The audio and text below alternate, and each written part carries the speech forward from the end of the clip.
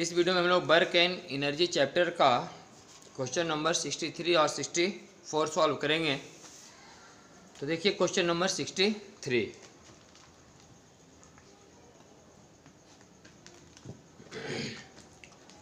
लिखा है, chain of length L and mass M lies on the surface of a smooth sphere of radius R। एक R radius के एक sphere पर एक L लंबाई और M मास का कोई एक चैन रखा हुआ है, जहाँ ये लिखा हो गया है कि रेडियस जो है R बड़ा है उसके लंबाई से, with one end tied to the top of the sphere, और उस चैन का एक एंड स्फीयर के टॉप पर है।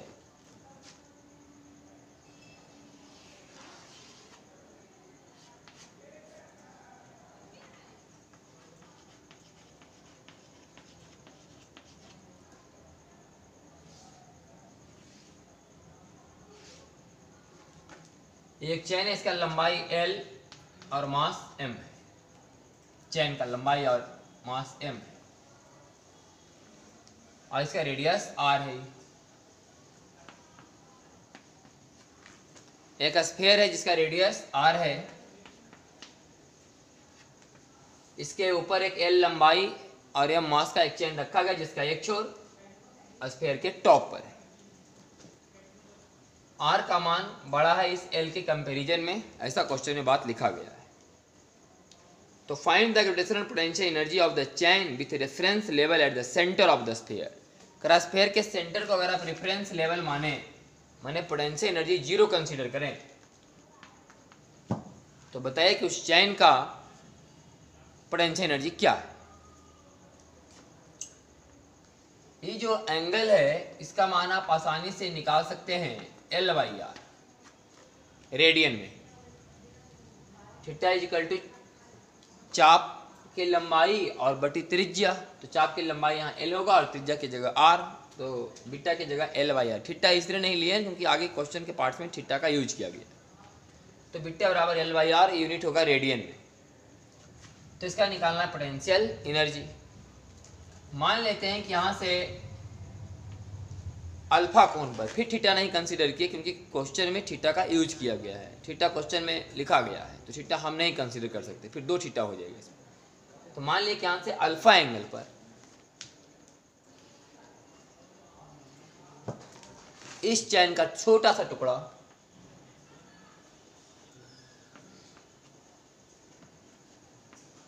जो कि सेंटर पर डी अल्फा कोण बना रहा है।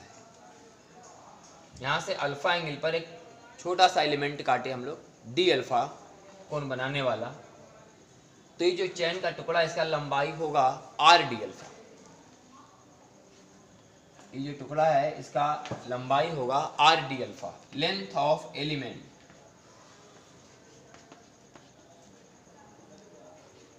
जो हम टुकड़ा काटे हैं उसका लेंथ आर डी अल्फा।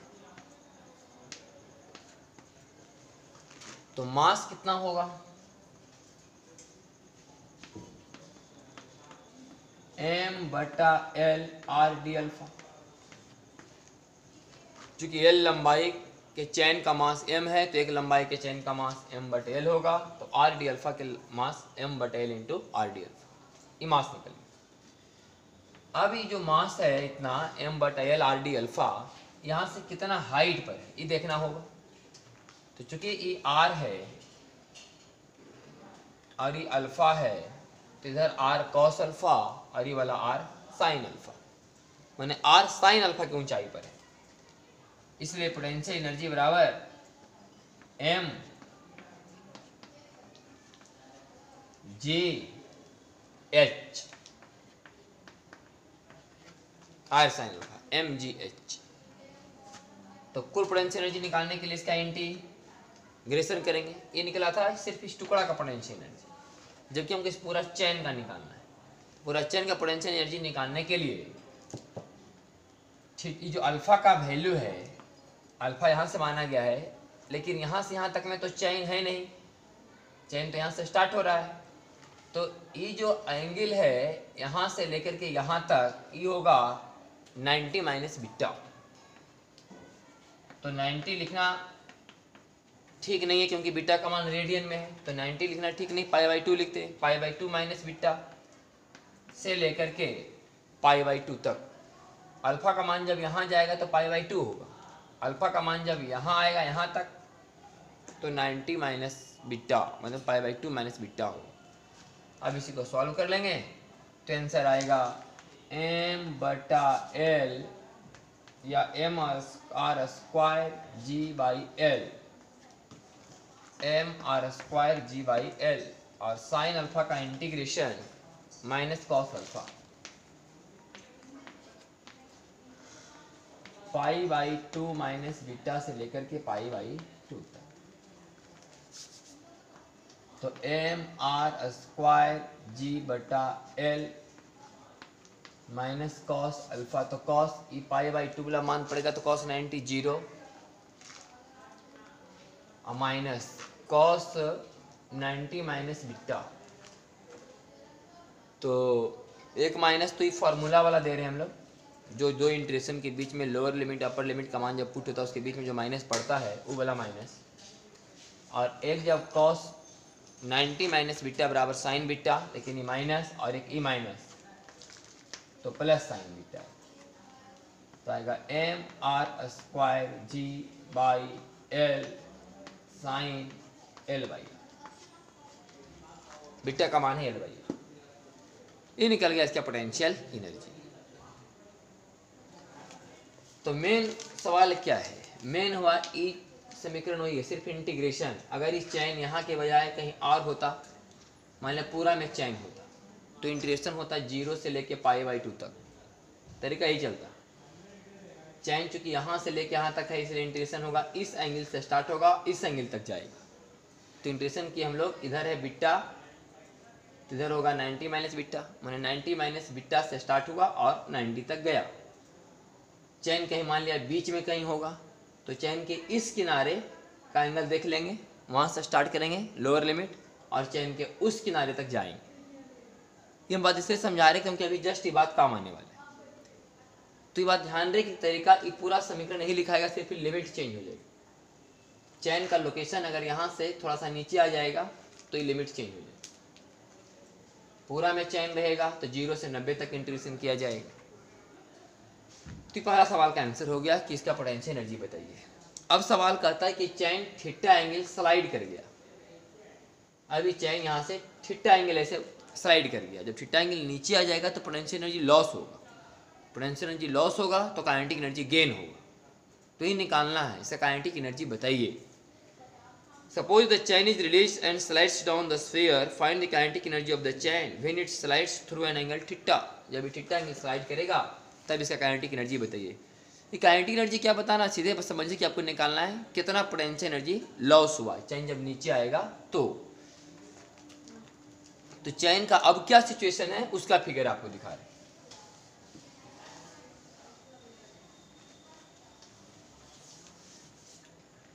ये पोटेंशियल एनर्जी किस सिचुएशन का निकला हुआ है आपको पता है,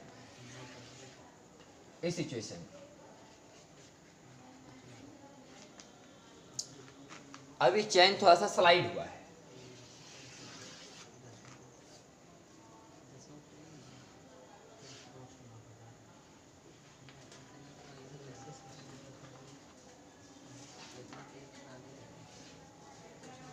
थीटा एंगल, चैन थीटा एंगल वहां से स्लाइड हो चुका है। आई कौन तो बीटा है ये,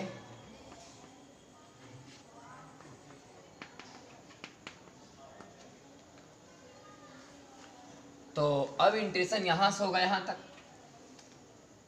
तो ई कौन है 90 माइनस थीटा प्लस बीटा। अब इसका पोटेंशियल एनर्जी निकाल रहे हैं, ये पोटेंशियल एनर्जी इस सिचुएशन का है, अब पोटेंशियल एनर्जी इसका निकाल रहे हैं तो वही लिखाएगा m/r² g/l minus cos alpha का integration 90 minus theta plus beta, और इस पोजीशन तक लिखाएगा तो 90 माइनस थीटा। अब जो इंटीग्रेशन होगा यहाँ से यहाँ तक, तो ये एंगल कितना है 90 माइनस थीटा प्लस बीटा, और ये यहाँ तक कितना है 90 माइनस थीटा। इसमें कितना था 90 माइनस बीटा, 90 माइनस बीटा से स्टार्ट हुआ और कहाँ तक गया 90 तक, इसमें यहाँ तक जाएगा। तो इसको सॉल्व कर लेते हैं। तो आएगा mr²g/l और minus cos 90 minus theta, cos 90 minus theta बराबर साइन थीटा। तो माइनस साइन थीटा और फिर एक माइनस और E minus minus minus plus, फिर cos 90 माइनस थीटा बराबर साइन थीटा, लेकिन थीटा की जगह यहाँ होगा थीटा प्लस बीटा। तो निकल गया पोटेंशियल एनर्जी। तो इस पोटेंशियल एनर्जी से ई वाला पोटेंशियल एनर्जी कम है, क्योंकि ई चैन ऊपर है, चैन थोड़ा नीचे है, तो पोटेंशियल एनर्जी में कमी आया है। इससे ई पोटेंशियल एनर्जी कम है, तो इससे ई जितना कम है उतना ही एनर्जी काइनेटिक एनर्जी आया होगा, क्योंकि जितना पोटेंशियल एनर्जी लॉस हुआ होगा उतना ही काइनेटिक एनर्जी गेन हुआ होगा। या फिर कंजर्वेशन ऑफ एनर्जी लगाइए, यहाँ पर काइनेटिक एनर्जी का मान 0, इस सिचुएशन में काइनेटिक एनर्जी 0, पोटेंशियल एनर्जी इतना, तो इतना प्लस 0 बराबर इतना पोटेंशियल एनर्जी और प्लस काइनेटिक एनर्जी। इस सिचुएशन का potential energy plus kinetic energy बराबर इस सिचुएशन का पोटेंशियल एनर्जी प्लस काइनेटिक का मान 0। तो इस सिचुएशन में जब काइनेटिक एनर्जी निकलेगा तो इतना और माइनस इतना, तो निकाल रहे हम लोग काइनेटिक एनर्जी। तो काइनेटिक एनर्जी बराबर इसमें इसको घटा रहे हैं तो mr²g/l कॉमन, वहाँ लिखा जाएगा साइन l/r, नहीं वाला घटेगा तो ये माइनस बन जाएगा प्लस और ये बन जाएगा माइनस।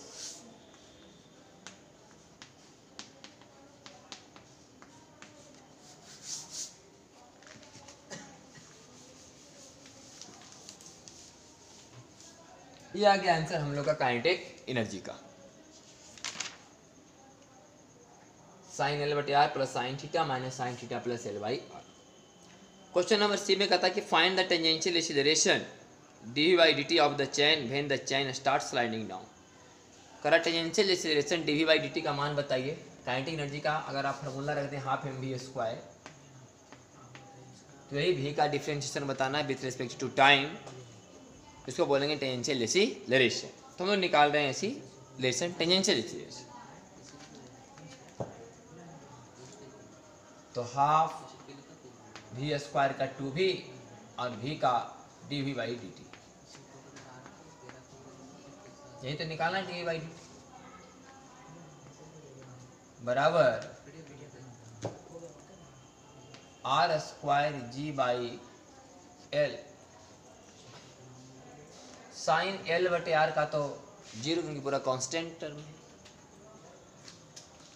और साइन थीटा का कॉस थीटा और थीटा का ओमेगा, साइन थीटा का कॉस थीटा, थीटा का ओमेगा, और minus cos theta plus l/r और थीटा का ओमेगा l/r का 0। तो v और dv/dt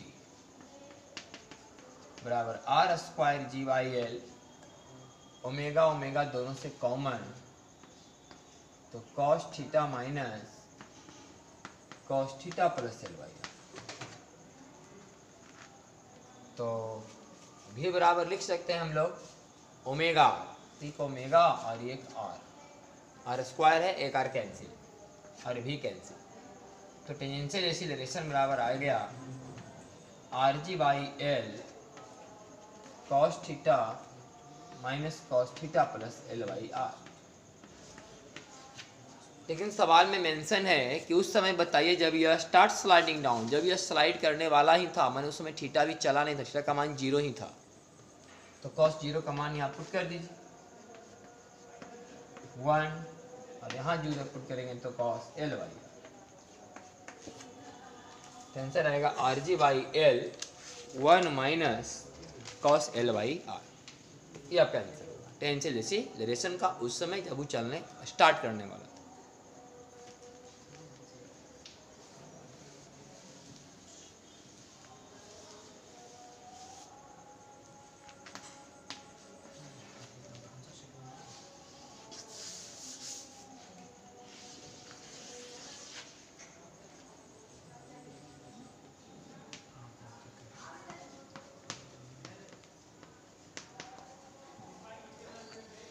एक स्फीयर है जो ए एक्सीलरेशन से जा रहा है, करे smooth sphere of radius R, एक स्फीयर जिसका रेडियस आर है इज मेड टू ट्रांसलेट, घसीटते हुए जा रहा है, लुढ़कते हुए नहीं, स्लाइड कर रहा है, घसीटते हुए जा रहा है, translate in a straight line with a constant acceleration A acceleration से ही चल रहा है। A particle kept on the top of the sphere is released from there at zero velocity with respect to the sphere. इसको zero velocity से release करा दिया गया, zero velocity से रिलीज करा दिया। सवाल में एक बात तो नहीं लिखा हुआ कि जीरो वेलोसिटी से किधर रिलीज कराया गया, इधर रिलीज कराया जाएगा तो अलग आंसर होगा, इधर रिलीज कराया जाएगा तो अलग आंसर होगा। लेकिन हम लोग यही बात मान रहे हैं कि अगर ये स्फीयर आगे जाएगा तो इधर रिलीज होगा, ऐसा समझ के हम लोग बना रहे हैं। अगर हम ये कहें कि इधर रिलीज कराए हैं, हल्का सा स्लाइड करा दिए जब भी चल रहा था ये एक्सीलरेशन से, तो आंसर थोड़ा सा अलग आएगा, थोड़ा सा चेंजिंग आएगा, सिर्फ प्लस का माइनस और माइनस का प्लस, इतना आंसर। तो भी बात अभी समझ के बना रहे हैं कि इधर रिलीज कराए, यू बराबर जीरो से इधर रिलीज हो गया। तो जब ये यहाँ पर आया, क्वेश्चन करा, जब थीटा एंगल बनाया, a particle kept on the top of the sphere is released from there at the zero velocity, find the speed of the particle with respect to the sphere as a function of angle theta.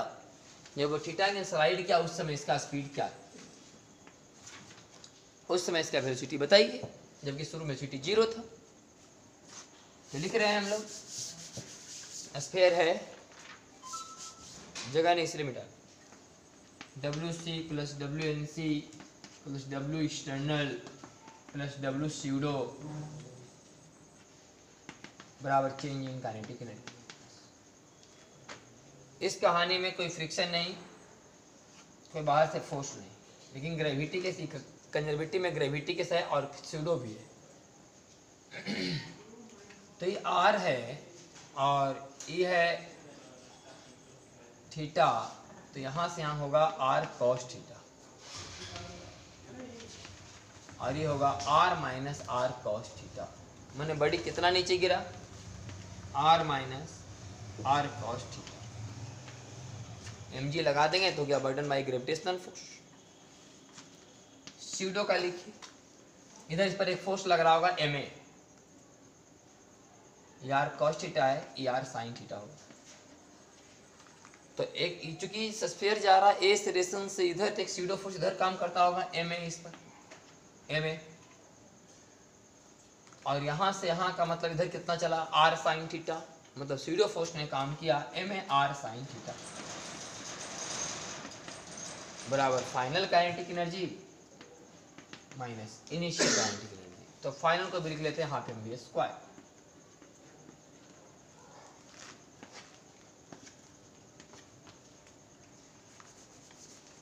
तो हमें चाहिए यहां से velocity, तो rg into 1 minus cos theta plus r a sine theta, r भी common ले लेते हैं, और 2 यहां से आ जाएगा का रूट बराबर होगा velocity 2r a sign theta plus g minus g cos theta का रूट होगा, हाफ पावर मतलब रूट। तो क्वेश्चन नंबर 64 तो खत्म हो गया आपका work and energy. Next video में हम लोग मिलेंगे चैप्टर नंबर 9 का क्वेश्चन लेकर के, centre of mass, linear momentum and collision.